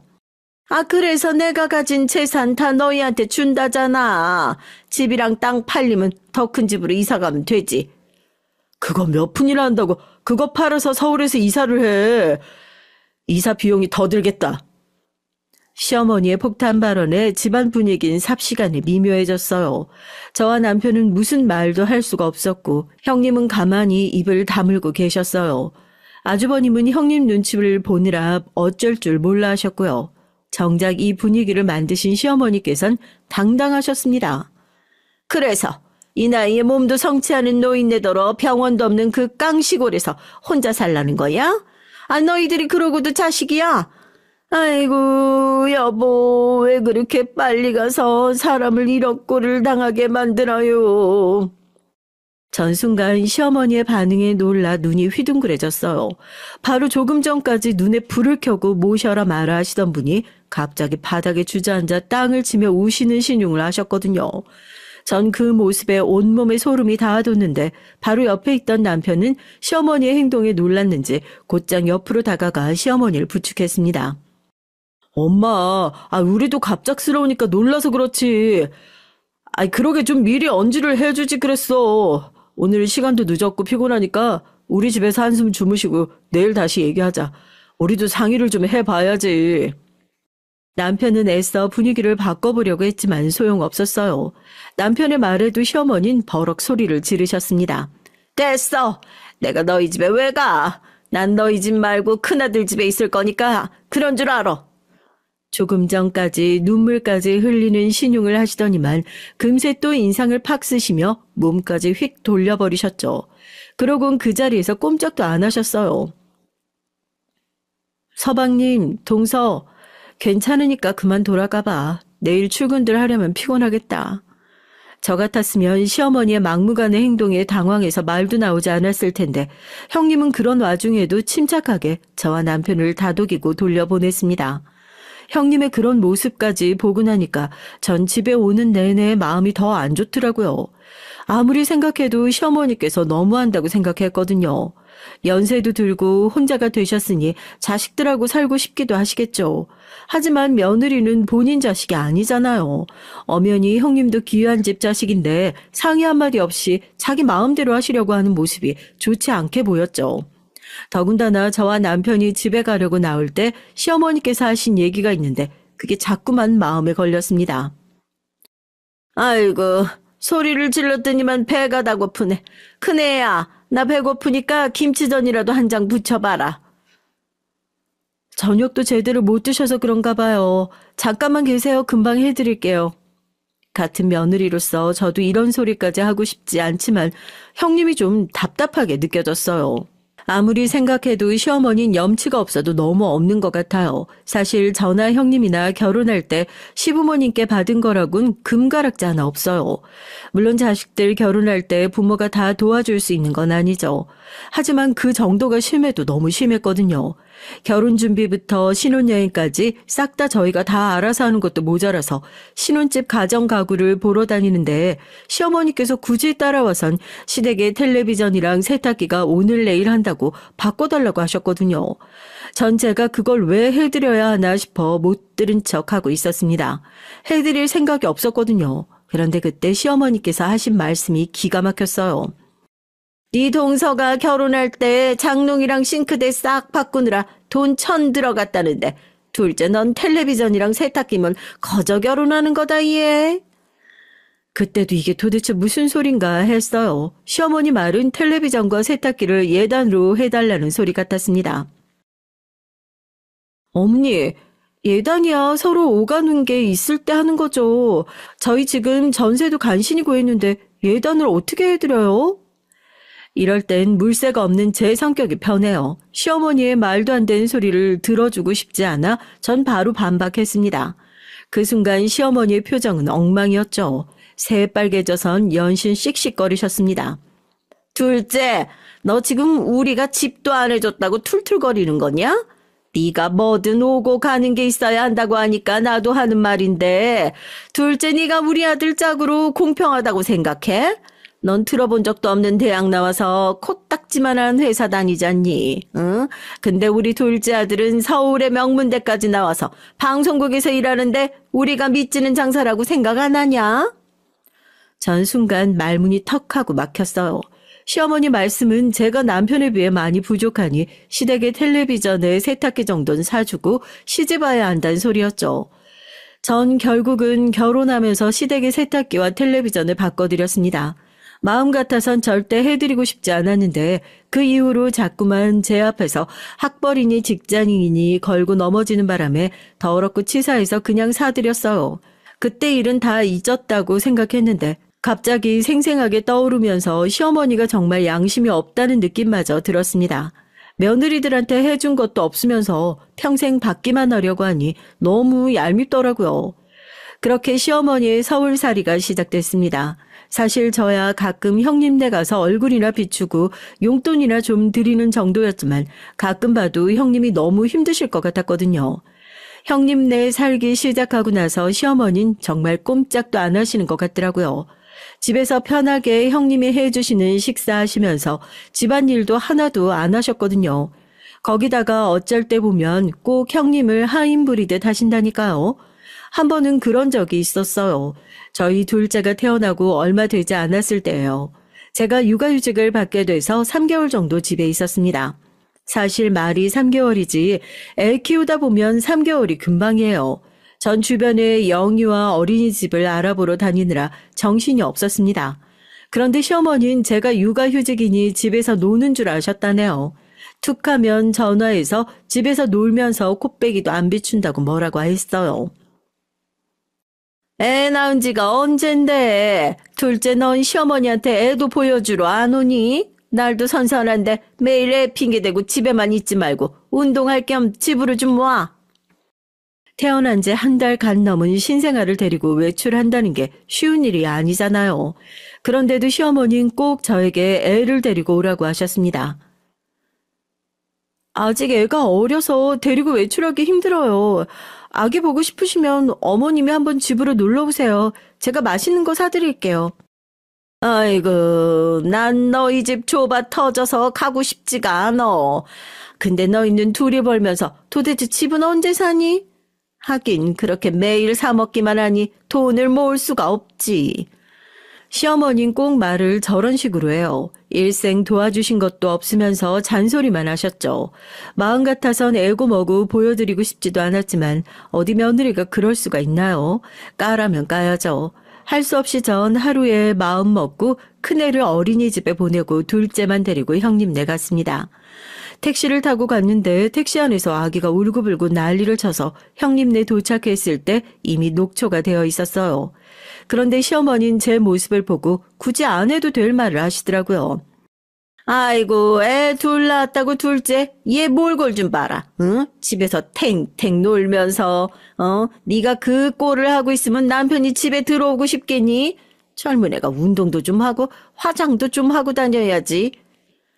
안 그래도 둘째 임신했을 때 찐살이 안 빠져서 스트레스 받고 있는데 시어머니까지 밉살스러운 소리를 하시니까 기분이 팍 상하더라고요. 그래서 저도 모르게 말이 밉게 나갔어요. 어머니 애들 키울 때랑 지금이랑 같은 줄 아세요? 저 혼자 애 둘 키우느라 힘들어 죽겠어요.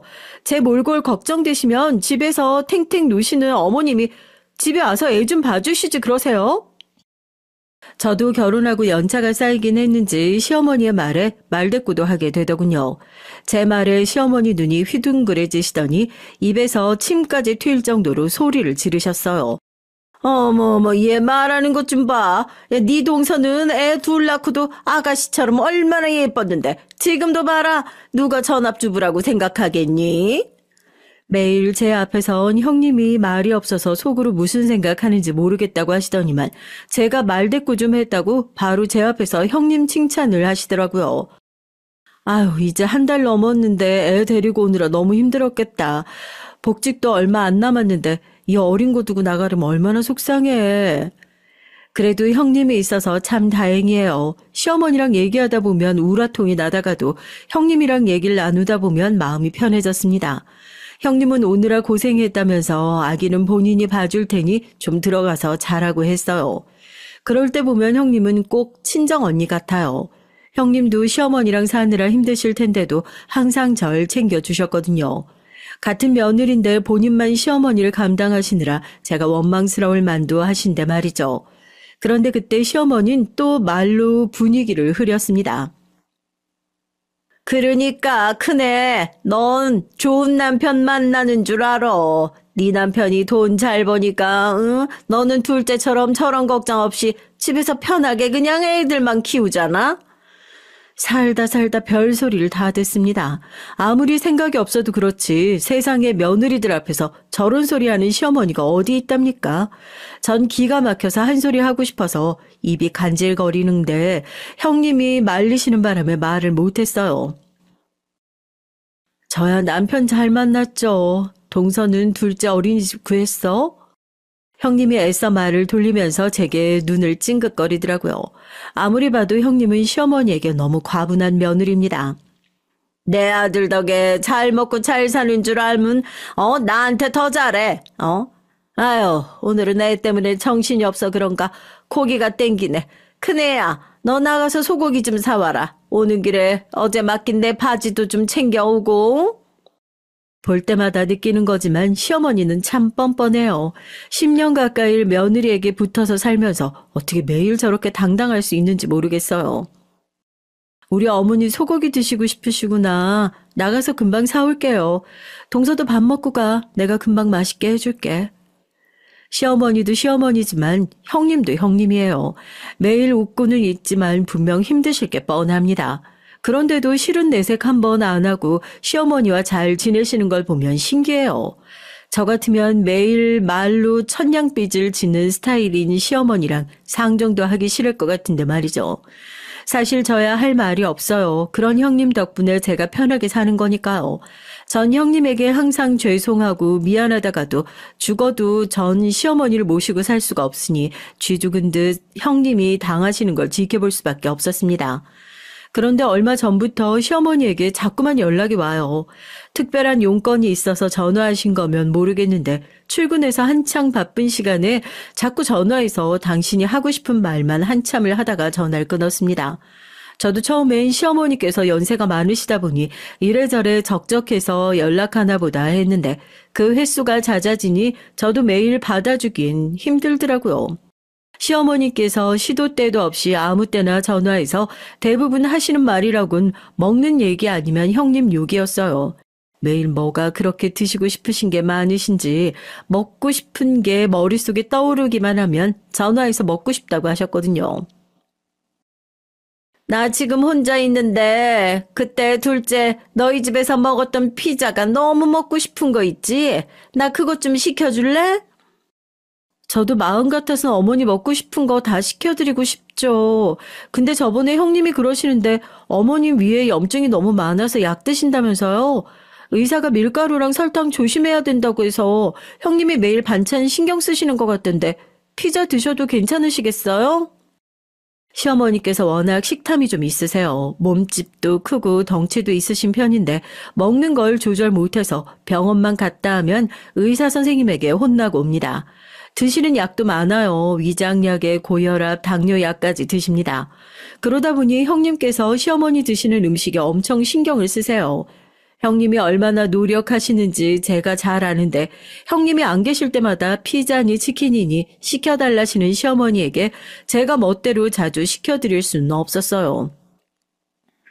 네 동서는 그냥 내가 먹는 게 다 아까워서 그러는 거야. 응? 나 진짜 배고파 죽겠는데 둘째 너까지 이럴래? 그냥 좀 시켜줘. 시어머니의 고집을 누가 이기겠어요. 안 시키면 일하는 내내 핸드폰에 불이 날 것 같아 안 시켜드릴 수가 없었습니다. 어머님, 이번만 시켜드리는 거예요. 당분간은 형님이 해주시는 대로 드세요. 안 그러면 정말 위에 안 좋아요. 알았어. 고작 그 피자 한 판 가지고 생색은. 우리 시어머니지만 정말 철이 없으세요. 어린애도 아니고 왜 그렇게 먹는 거에 집착을 하시는지 모르겠습니다. 그러던 어느 날이었어요. 일이 많아 안 그래도 바빠 죽겠는데 시어머니에게 또 전화가 왔어요. 마음 같아선 바빠서 전화고 뭐고 안 받고 싶었지만 안 받으면 받을 때까지 계속 하실 것 같아 몰래 화장실에 가서 전화를 받았습니다. 그런데 역시나 시어머니는 전화를 받자마자 쓸데없는 소리를 하기 시작하셨어요. 내가 며칠 전부터 코다리찜 먹고 싶다고 너희 형님한테 말을 했는데도 짜네 어쩌네 하면서 아직도 해줄 생각을 안 하는 거 있지? 이래서 죽기 전에 재산을 주면 안 되는 건데 이제 받을 거 다 받았다고 챙기지도 않는 거지 뭐. 저도 웬만하면 시어머니의 말에 호응도 해드리고 편도 들어드리고 싶었지만 말이 되는 소리를 해야 그것도 받아주죠. 제가 결혼하고 지난 10년 동안 지켜본 바에 의하면 저희 형님 같은 분 없어요.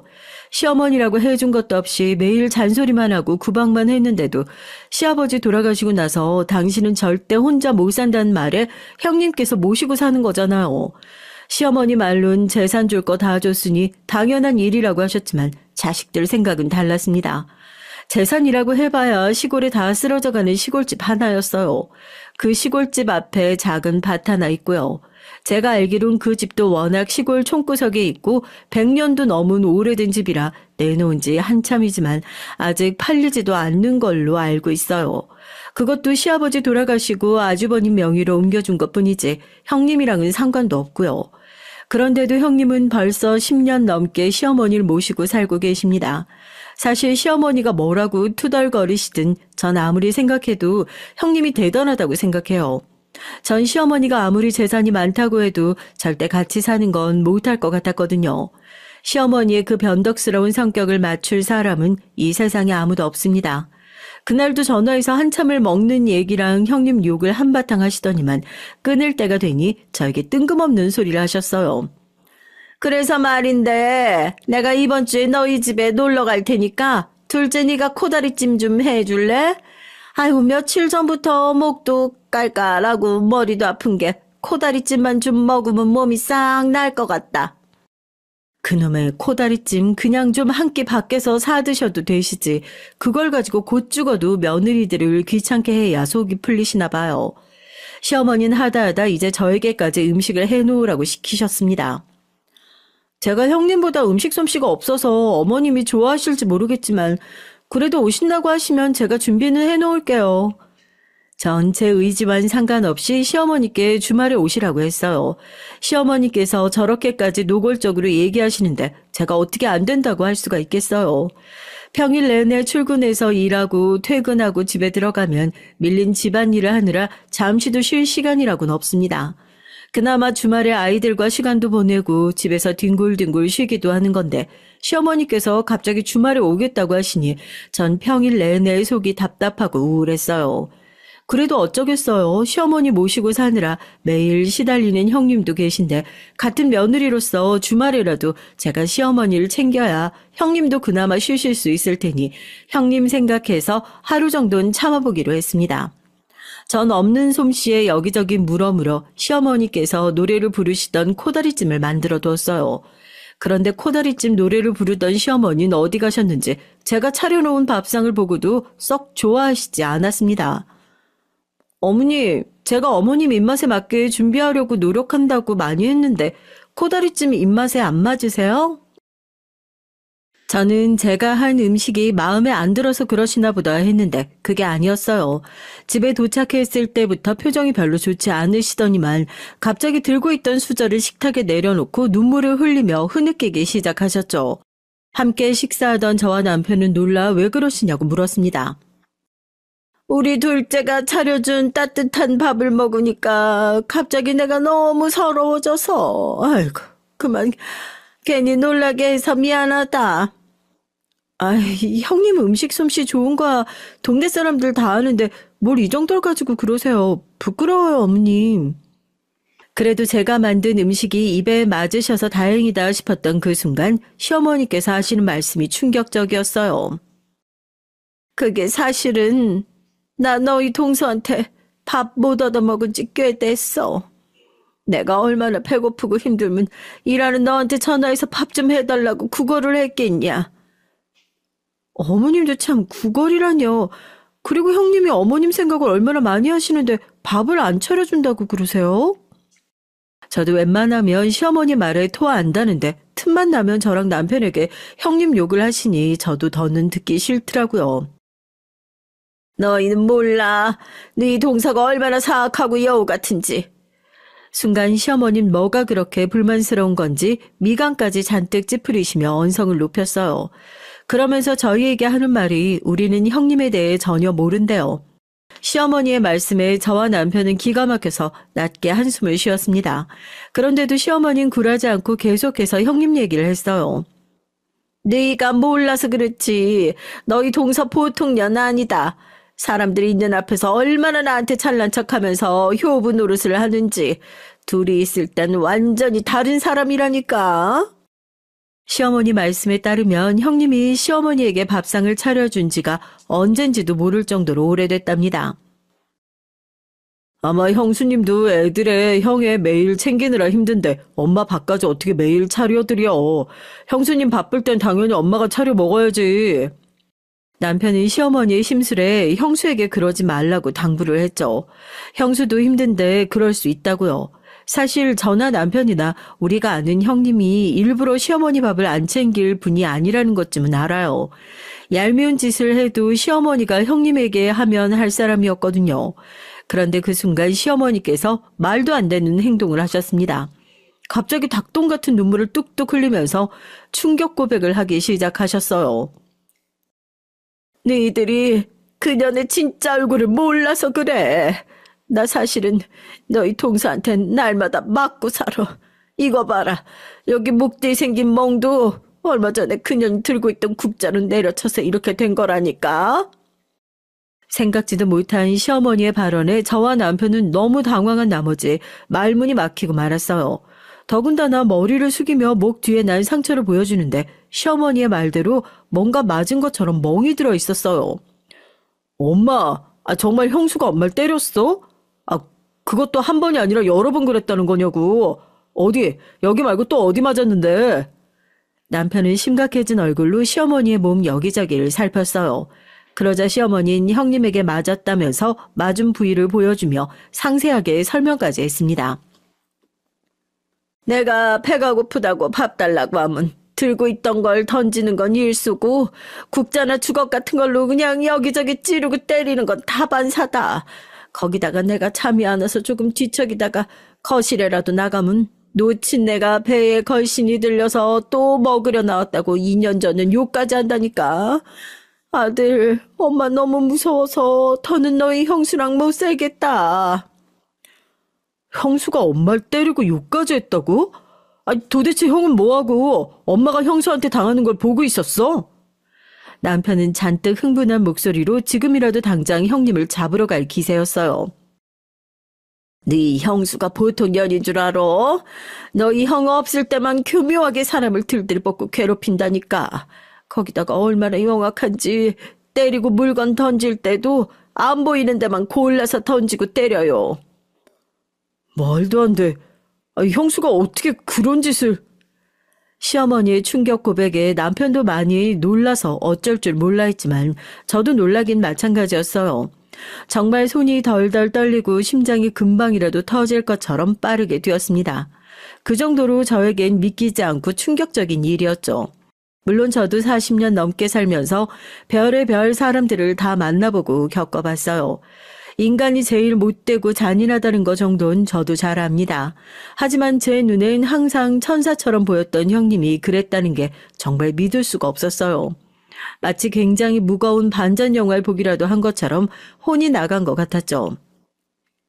나도 이 나이에 몸도 성치 않은 채로 남편도 없이 혼잔데 웬만하면 며느리 눈치 보면서 살려고 했지. 근데 이거는 해도 너무하니까 서러워서 살 수가 없다. 엄마, 더는 그 집에서 못 살겠어. 나 좀 제발 구해줘, 아들. 시어머니는 저와 남편의 손을 꼭 붙잡고 애원을 했어요. 그 집에서 더는 못 살겠으니 제발 좀 도와달라고요. 남편은 시어머니를 형님네로 돌려보내고 싶어 하지 않았지만 전 덥석 시어머니를 모시겠다는 말을 할 수가 없었습니다. 너희도 일하랴 아이들 키우리 얼마나 힘들어. 나까지 너희한테 짐이 되면 안 되는 건데 내가 너희에게 괜한 소리를 했다. 나는 괜찮어. 지금까지 참았는데 왜 더 못 참겠니? 엄마가 참기는 왜 참아. 내가 지금 바로 형 불러서 얘기할 테니까 기다려요. 흥분한 남편은 곧바로 아주버님께 전화해서 오시라고 하겠다고 소리를 질렀어요. 그런데 그 순간 어머님은 더 흐느끼시면서 남편의 손을 붙잡았습니다. 예, 네 형한테 말하면 절대 안 된다. 네 형 몸도 성치 않은데 이런 얘기 들었다가 쓰러지기라도 하면 어떡하니? 그러다가 네 형수가 이혼까지 하겠다고 하면 아유, 야, 나 때문에 네 형 혼자 늙어 죽는 걸 어떻게 보니? 얼마 전에 아주버님께서 일하시다가 갑자기 쓰러진 적이 있었어요. 다행히 금방 회복되셨지만 병원에서 뇌질환 증세가 있으니 절대 무리해서는 안 된다고 했습니다. 시아버지도 같은 질환으로 돌아가셨으니 어머님이 걱정하실 만했죠. 아주버님이 이 일을 알게 되면 흥분해서 당장 형님이랑 이혼하겠다고 난리를 칠 거라면서 그것만은 안 된다며 아주버님께 알리는 걸 말리셨어요. 우선 알겠어요. 나도 이 사람이랑 생각 좀 해볼 테니까 오늘은 돌아가 계세요. 제가 금방 연락드릴게요. 그리고 혹시나 그전에라도 무슨 일 생기면 저한테 바로 전화하셔야 돼요. 가만히 당하고만 있지 마시고요. 남편은 불안한 마음을 애써 감추며 시어머니를 형님네 댁에 모셔다 드리고 왔습니다. 그러곤 그날 밤새 뒤척이느라 한숨도 잠을 못 자는 것 같았어요.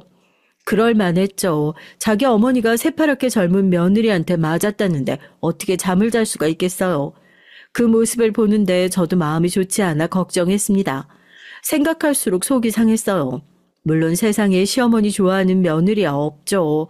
하지만 아무리 그래도 시어머니께서 늙고 병들어 며느리 신세를 지고 있다고 해서 며느리에게 내내 당해도 되는 건 절대 아닙니다. 그날 이후 남편뿐만이 아니라 저도 마음이 쓰여서 손에 아무것도 잡히지가 않더라고요. 회사에 가서도 온통 시어머니의 모습이 아른거렸습니다. 저는 아무래도 이대로는 안 될 것 같아 남편에게 연락을 했죠. 여보, 이대로는 안 되겠어. 우리가 어머님, 형님 댁에서 모시고 나오자. 저도 그 순간에 어떻게 그런 생각이 들었는지 모르겠어요. 제 인생에 절대 시어머니 모시고 사는 일은 없을 줄 알았는데 도저히 안 되겠더라고요. 아무리 시어머니가 불편하고 싫어도 제가 사랑하는 남편의 어머니인데 며느리에게 맞고 사는 꼴을 보고도 그냥 넘어갈 수는 없잖아요. 더군다나 형님도 그 힘든 걸 10년 가까이 버티신 거잖아요. 어쩌면 이제 내 차례인지도 모르겠다 싶었습니다. 제 말에 남편은 울먹거리기까지 하더니 연신 고맙다고 했어요. 난 당신 없으면 어떻게 살았을까? 고마워 여보. 앞으로 남은 생 여보한테 평생 충성하며 살게. 남편에게 입 바른 소리나 듣겠다고 하신 소리는 아니었지만 그래도 나쁘진 않았습니다.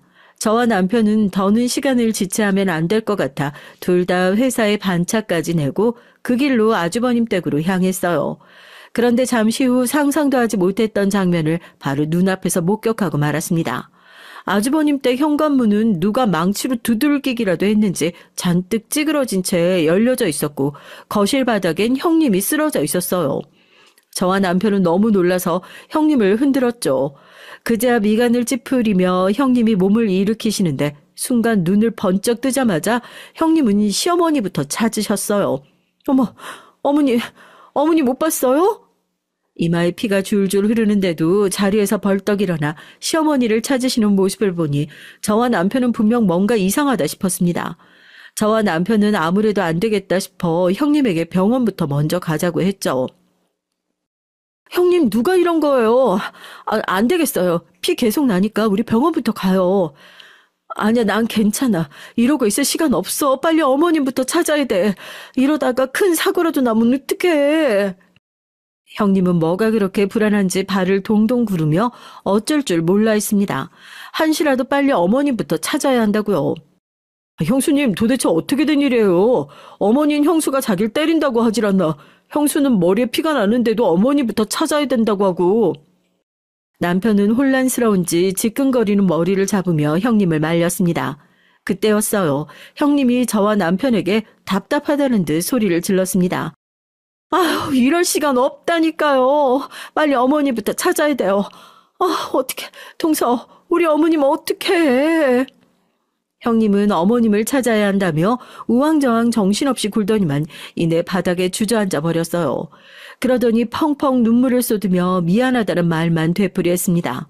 형님의 말에 넋이 나간 저와 남편은 한참을 멍하니 있었죠. 그 순간 형님 핸드폰 벨소리가 요란하게 울렸습니다.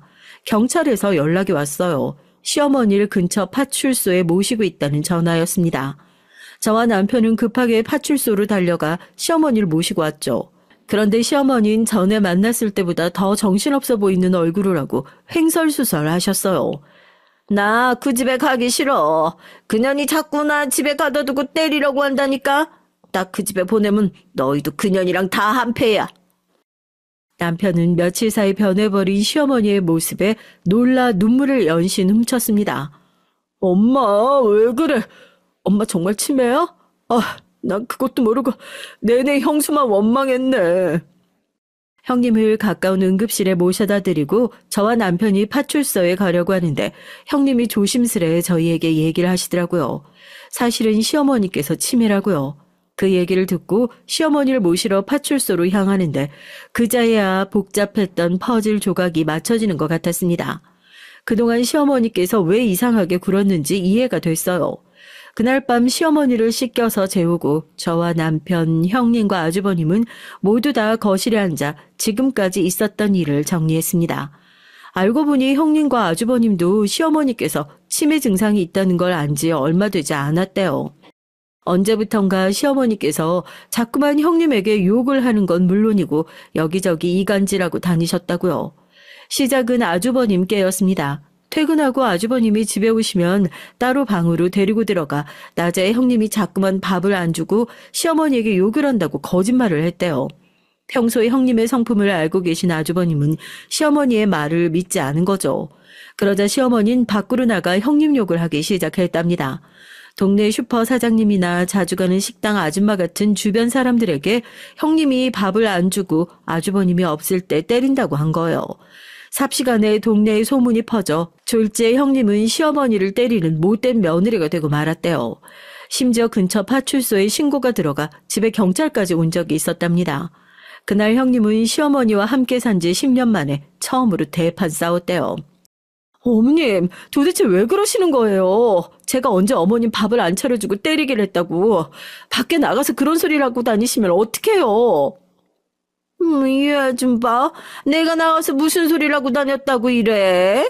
얘가 아주 생사람 잡네, 잡어. 시어머니가 그런 적 없다고 딱 잡았더니 형님은 확인할 방법이 없었대요. 하지만 이미 동네에 일파만파 퍼진 소문은 잦아들 생각을 안 했습니다. 아무래도 이대로 가만히 있으면 안 되겠다 싶으셨던 형님이 시어머니 모르게 집안에 CCTV를 설치했대요. 그리고 그날 형님은 지난 며칠간 녹화된 CCTV 영상을 저와 남편에게 보여줬습니다. 그런데 그 영상은 충격적이었어요. 낮에는 멀쩡히 식사도 하시고 외출도 하고 돌아온 시어머니께서 밤만 되면 혼자 거실로 나와 벽에 머리를 박고 자기 손으로 뺨이며 허벅지를 마구 때리고 있었습니다. 바닥에 주저앉아 펑펑 울기도 하고요. 그러다가 냉장고를 마구 뒤집은 이내 방에 들어가셨어요. 그뿐만이 아니었어요. 형님과 시어머니가 함께 있는 영상이 찍혔는데 시어머니는 오히려 먼저 형님에게 화를 내다가 갑자기 달려들어서 형님 머리끄덩이를 잡았습니다. 전날에서야 어머니가 이상하시다는 걸 내가 느껴서 모시고 병원에 간 거야. 병원에서 조금이나마 치매 증상 늦추는 약이 있다고 해서 타와서 먹이려고 하는데 어머니께서 약만 먹이려고 하면 아주 난리가 나. 약 안 먹겠다고 자꾸 도망가는 통에 힘들어서 며칠 못 나가게 했더니만 나 없는 사이에 프라이팬으로 너희 형수 머리 치고 도망갔다지 뭐냐. 그랬습니다. 시어머니는 몇 개월 전부터 치매 증상이 진행된 거였어요. 그래서 먹을 거에만 집착하고 여기저기 형님 욕을 하는 것도 모자라 거짓말까지 하고 다닌 거예요. 저흰 그런 줄도 모르고 형님을 정말 의심했어요. 죄송해요, 형님. 형님이랑 아주버님이 이렇게 고생하시는 줄도 모르고. 아니야, 동서도 일하랴 애들 키우랴 고생 많은데 걔한테 걱정하게 했네. 역시나 형님은 천사가 맞았어요. 시어머니에게 프라이팬으로 머리를 맞고 나서도 시어머니 걱정을 하시더니 그 와중에 제 걱정까지 하셨어요. 시어머니의 증상에 대해 알게 된 자식들은 이대로 있을 수 없었습니다. 어떻게든 치매 증상을 늦추기 위해 부단히도 약을 먹이려고 노력했어요. 저와 남편은 근처 요양원을 알아보겠다고 했는데 형님은 괜찮다고 그냥 두라고만 하셨죠. 그래도 요즘은 약을 잘 드셔서 그런지 말도 잘 듣고 소리도 안 질러. 앞으로 또 어떻게 변하실지 모르겠지만 그때까지 내가 모시고 있을게. 그러니까 동선 걱정하지 마. 형님은 제발 힘들면 힘들다고 좀 하세요. 그렇게 참기만 하시다가 형님이 먼저 병나요. 주말엔 저희가 모시고 갈 테니까 아주버님이랑 나들이도 하고 여행도 좀 다녀오세요. 본격적으로 약을 드시고 나선 전만큼 소리를 지르거나 물건을 던지시진 않아요. 언제 또 증상이 나빠져서 달라질 줄 모르지만 그때까진 형님네와 저희가 잘 보살펴 보기로 했습니다. 형님에 비하면 저나 남편이 하는 일은 미비하지만 그래도 많이 도우려고 노력하고 있어요. 그래도 이번 일을 통해 가족끼리 똘똘 뭉치게 되긴 했어요. 그전까진 먹고 사느라 바쁘다는 핑계로 항상 형님에게 뭐든 다 맡기고 나 몰라라 했었는데 이번 일로 가족이 얼마나 소중한지 아는 계기가 됐습니다. 저도 반성 많이 했어요. 앞으로도 힘든 일이야 많겠지만 그래도 가족들끼리 똘똘 뭉쳐 잘 이겨내다 보면 이해할 수 있을 거라고 생각해요. 여러분께서도 우리 가족에게 힘내라고 응원의 메시지 댓글로 남겨주세요. 하나하나 다 읽고 힘내도록 하겠습니다. 지금까지 우리 가족 얘기 끝까지 들어주셔서 감사해요. 여러분의 가정엔 언제나 즐거운 일만 가득하시길 바랄게요.